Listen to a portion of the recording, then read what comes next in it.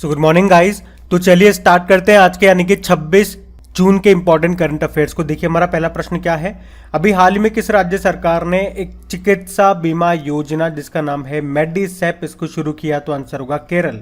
तो केरल सरकार 1 जुलाई 2022 से राज्य के सभी कर्मचारियों और पेंशन भोगियों के लिए एक नई स्वास्थ्य बीमा योजना शुरू कर रही है जिसका नाम क्या है? मेडिसेप। तो इस योजना में हर साल 3 लाख रुपए तक की कैशलेस चिकित्सा सहायता दी जाएगी और 2022 से लेकर 2024 की पॉलिसी अवधि के लिए वार्षिक प्रीमियम 4,800 रुपए और उस पर 18% जीएसटी भी देना होगा। इसके लिए 500 रुपए का मासिक प्रीमियम काट लिया जाएगा। तो याद रखना किस राज्य सरकार ने मेडिसेप नाम से एक चिकित्सा बीमा योजना शुरू की? तो आंसर होगा केरल। अच्छा, एक प्रश्न का उत्तर दीजिए। अभी सभी को मुफ्त स्वास्थ्य बीमा देने वाला पहला राज्य कौन सा बना? तो आंसर होगा राजस्थान। और इसमें बीमा राशि को 5 लाख रुपए से बढ़ा के 10 लाख रुपए कर दिया गया। चलो बताओ, गोप बंधु संपदिका स्वास्थ्य बीमा योजना इसको किसने शुरू किया था? उड़ीसा सरकार ने, पत्रकारों के लिए। और बाकी आप जानते ही हो, केंद्र सरकार की है आयुष्मान भारत प्रधानमंत्री जन आरोग्य योजना जिसकी शुरुआत होती है 23 सितंबर 2018 को। कहां से? रांची, झारखंड से। और इसमें 5 लाख रुपए प्रति परिवार स्वास्थ्य बीमा दिया जाता है। और इसी योजना से संबंधित एक करंट अफेयर्स का प्रश्न आपका बनेगा कि इस योजना में 100% लोगों को शामिल करने वाला अभी जिला कौन सा बन गया है? तो आंसर होगा जम्मू कश्मीर का सांबा जिला। ये भी ध्यान रखना। लेकिन बात केरल की है तो ये रहा मैप में केरल।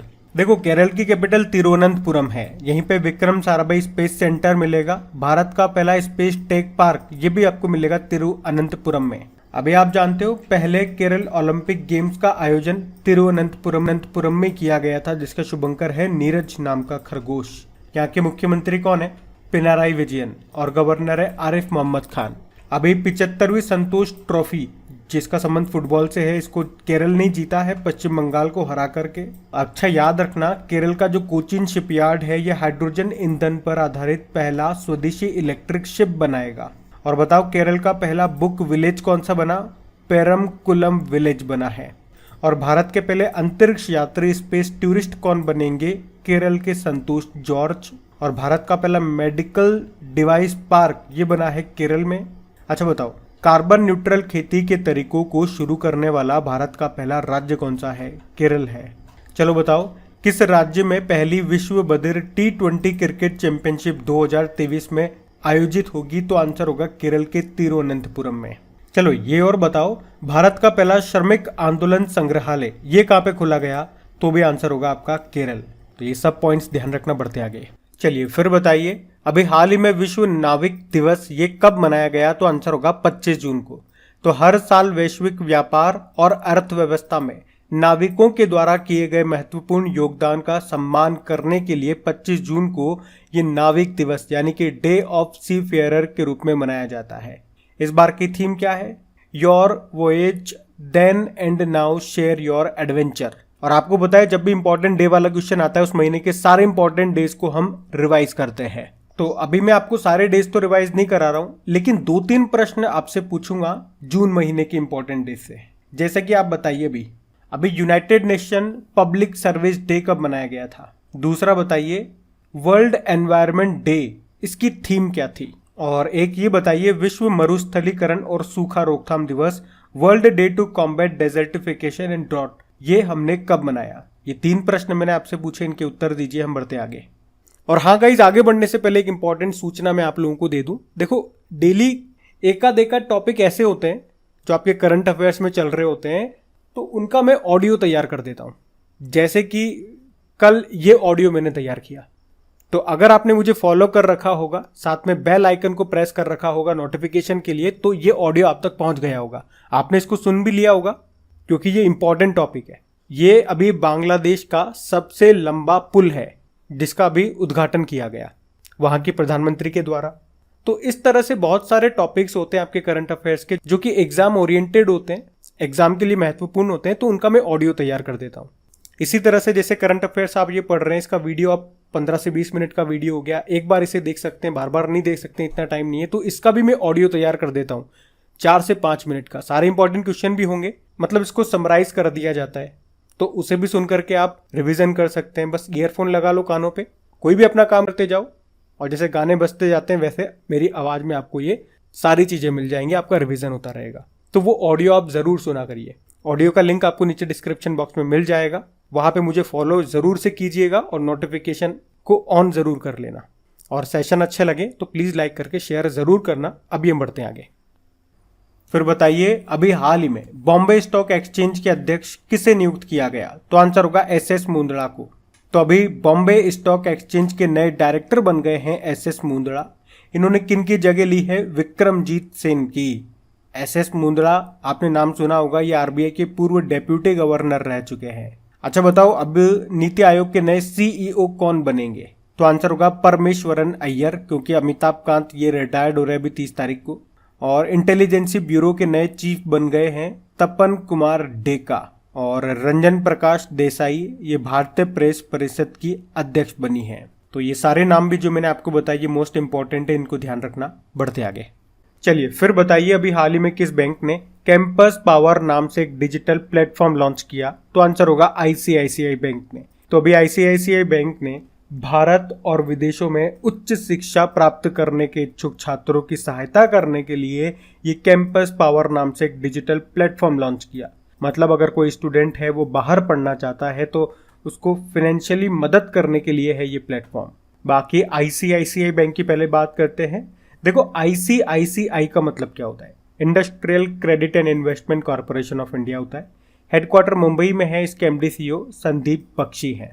और आपको याद होगा, अभी संदीप बख्शी को business standard banker of the year 2020-21 के रूप में चुना गया था। इसकी टैगलाइन होती है, हम है ना ख्याल आपका। और अभी आपको याद होगा, आईसीआईसीआई बैंक ने एमएसएमईज के लिए open for all digital ecosystem को भी लॉन्च किया था। और अभी इसने एक ऑनलाइन प्लेटफॉर्म है ट्रेड इमर्ज, इसको भी लॉन्च किया था। और याद रखना, किसानों की क्रेडिट योग्यता का आंकलन करने के लिए सैटेलाइट डेटा का उपयोग करने वाला पहला बैंक आपका यही है, आईसीआईसीआई बैंक। बाकी मैं आपको बता दूं, अभी यूनियन बैंक ऑफ इंडिया की पहली महिला एमडी सीईओ बनी थी ए मणिमेखलाई। पंजाब नेशनल बैंक के एमडी सीईओ बने अतुल कुमार गोयल। और यूको बैंक के एमडी सीईओ बने थे सोमा शंकर प्रसाद। सब याद रखना पॉइंट्स। बढ़ते आगे। चलिए बताइए, जून 2022 में अभी किस बैंक ने वीडियो आधारित ग्राहक पहचान प्रक्रिया के माध्यम से ऑनलाइन बचत बैंक खाता खोलने की सुविधा शुरू की है? तो आंसर होगा कर्नाटक बैंक ने। तो VCIP, इसे इंग्लिश में बोलेंगे video based customer identification process. तो अभी कर्नाटक बैंक ने वीडियो आधारित ग्राहक पहचान प्रक्रिया के माध्यम से ऑनलाइन सेविंग बैंक अकाउंट खोलने की सुविधा को शुरू किया है। तो इस सर्विस के थ्रू कस्टमर ऑनलाइन प्रोसेस के माध्यम से एक सेविंग अकाउंट खोल सकेंगे और अपनी सुविधा के अनुसार जहां से भी वो चाहे, जहां पर भी वो हो, उस स्थान से वीडियो कॉलिंग के थ्रू अपना KYC पूरा कर सकते हैं। बाकी बात कर्नाटक बैंक की है तो स्थापना होती है 18 फरवरी 1924 को। हेडक्वार्टर मंगलुरु कर्नाटक में है और इसके CEO महाबलेश्वर MS हैं। तो ये ध्यान रखना। बढ़ते आगे। चलिए बताइए, जून 2022 में किस देश के सुप्रीम कोर्ट ने एक महिला के गर्भपात के संवैधानिक अधिकार को मान्यता देने वाले 50 साल पुराने फैसले को पलट दिया? तो आंसर होगा अमेरिका। तो अभी अमेरिकी सुप्रीम कोर्ट ने गर्भपात के लिए एक महिला के संवैधानिक अधिकार को मान्यता देने वाले 50 साल पुराने फैसले को पलट दिया है। इसका मतलब है कि कोर्ट ने गर्भपात के संवैधानिक अधिकार को खत्म कर दिया है। अभी अदालत ने रिपब्लिकन समर्थित मिसिसिपी कानून को अपनाया है, जो 15 सप्ताह के बाद गर्भपात पर प्रतिबंध लगाता है। अदालत ने कहा कि अलग अलग राज्य अब गर्भपात की अनुमति देने या प्रतिबंधित करने के लिए स्वतंत्र हैं। बाकी देखो, अमेरिका के बारे में आप जानते ही हो, इसकी कैपिटल वॉशिंगटन DC है, जो किस नदी के किनारे स्थित है? पोटामेक नदी के किनारे। और यहाँ के प्रेसिडेंट हैं जो बाइडन, 46 नंबर के हैं ये। और यहाँ की पहली महिला अश्वेत उपराष्ट्रपति कौन बनी है? तो ये बनी है कमला हैरिस। अच्छा, अगर मैं आपसे पूछूं कि अमेरिकी सुप्रीम कोर्ट की पहली अश्वेत महिला जज ये कौन बनी है? तो आंसर होगा केतांजी ब्राउन जैक्सन। और अगर पूछे कि अमेरिकी सिक्के पर दिखाई देने वाली पहली अश्वेत महिला कौन बनी? माया एंजेलो बनी।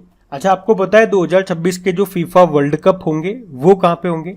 अमेरिका, मैक्सिको और कनाडा, 3 जगह पे होंगे। तो ये सब याद रखना। बढ़ते आगे। चलिए बताइए कि जून 2022 में राष्ट्र लघु उद्योग निगम लिमिटेड के सीएमडी कौन बन गए? तो आंसर होगा पी उदय कुमार। तो अभी पी उदय कुमार को नेशनल स्मॉल इंडस्ट्रीज कॉरपोरेशन के सीएमडी के रूप में नियुक्त किया गया है। तो राष्ट्र लघु उद्योग निगम लिमिटेड ये पूरे देश में सूक्ष्म, लघु और मध्यम आकार के व्यवसायों के विकास को समर्थन, प्रोत्साहन और बढ़ावा देने का कार्य कर रहा है, जिसके सीएमडी अभी बन गए हैं पी उदय कुमार। अच्छा, अभी दिल्ली हाईकोर्ट के नए चीफ जस्टिस कौन होंगे? तो आंसर होगा सतीश चंद्र शर्मा। और सशस्त्र सीमा बल के डायरेक्टर जनरल कौन बने? तो आंसर होगा एसएल थाउसेन। अभी उत्तराखंड हाईकोर्ट के चीफ जस्टिस कौन बने? विपिन सांघी। तो ये सारे नाम याद रखना। आप बढ़ते आगे। चलिए बताइए, अभी हाल ही में केंद्रीय वाणिज्य और उद्योग मंत्री जो है हमारे, उन्होंने कहा मैंगो फेस्टिवल का उद्घाटन किया? तो आंसर होगा बेल्जियम में। तो हमारे वाणिज्य व उद्योग मंत्री हैं पीयूष गोयल, इनका नाम है। इन्होंने यूरोपीय लोगों के बीच आम के प्रति जागरूकता बढ़ाने और यूरोप में भारतीय आमों का मार्केट स्थापित करने के लिए बेल्जियम के ब्रुसेल में मैंगो फेस्टिवल का उद्घाटन किया। और अभी मैं आपको बता दूं, कुछ दिन पहले की ही बात है, आप लोगों ने भी पढ़ा होगा कि एपिडा इसने बहरीन में मैंगो फेस्टिवल का आयोजन किया था आम के निर्यात को बढ़ावा देने के लिए। एपिडा मतलब agricultural and processed food products export development authority. तो वो पॉइंट भी ध्यान रखना। पढ़ते आगे।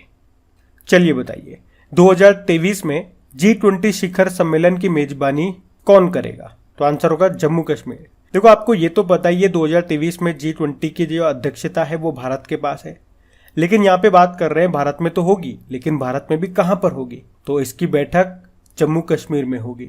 अच्छा, आपको ये भी याद होगा कि 2021 में G20 के लिए किसे भारत का शेरपा नियुक्त किया गया था? हमारे वाणिज्य व उद्योग मंत्री को, जिनका नाम है पीयूष गोयल।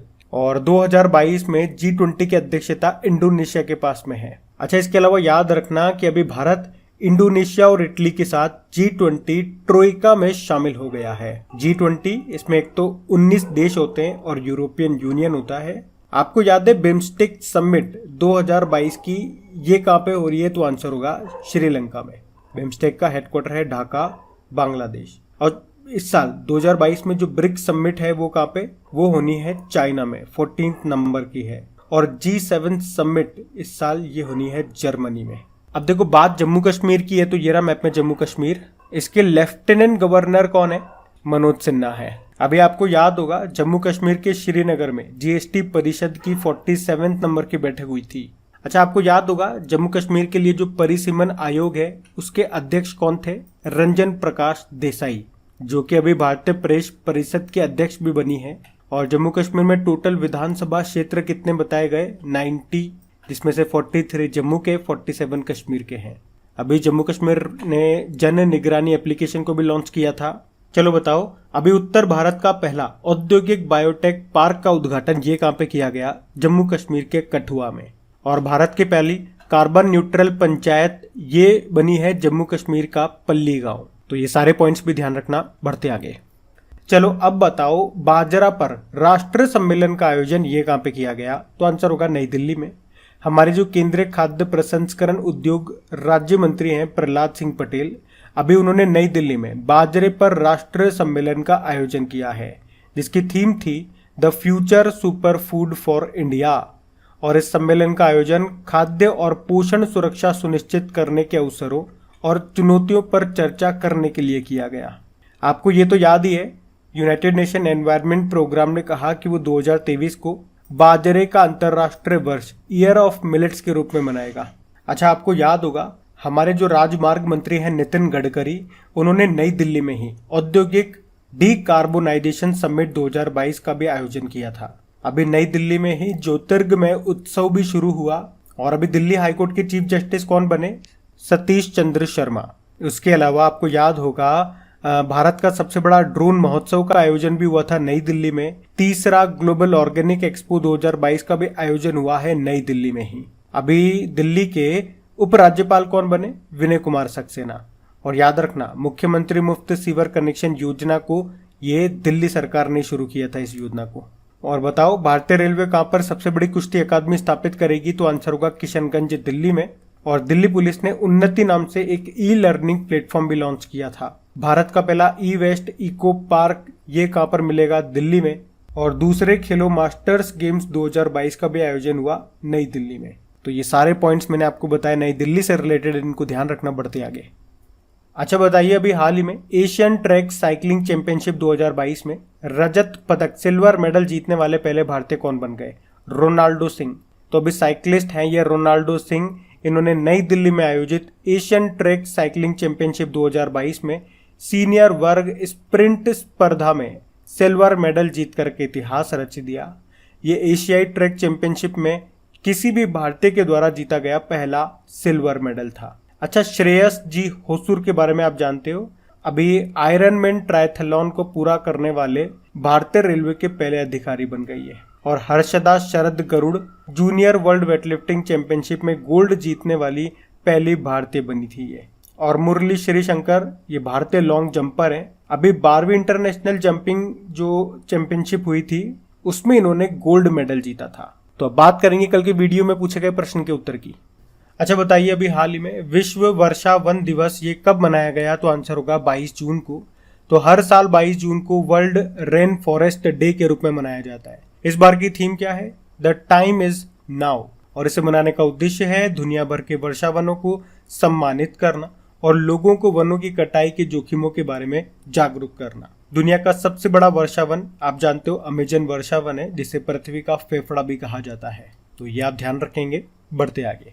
और देखो, इन सभी क्वेश्चंस का क्विज बना करके भी अपलोड कर दिया गया है ताकि आप अच्छे से प्रैक्टिस कर पाओ चीज़ों की। पीडीएफ भी आपको वहीं पे मिल जाएगी। क्रैक एग्जाम एप्लीकेशन का लिंक आपको नीचे डिस्क्रिप्शन बॉक्स में मिल जाएगा। अब देखिए, कल आपसे क्या प्रश्न पूछा था कि ग्लोबल लिवेबिलिटी इंडेक्स में दुनिया का सबसे अच्छा रहने योग्य शहर कौन सा है? तो आंसर होगा ऑस्ट्रिया की कैपिटल वियना। आप सभी ने प्रश्न का बिल्कुल सही उत्तर दिया है। अब ये रहा आज का आपका होमवर्क प्रश्न।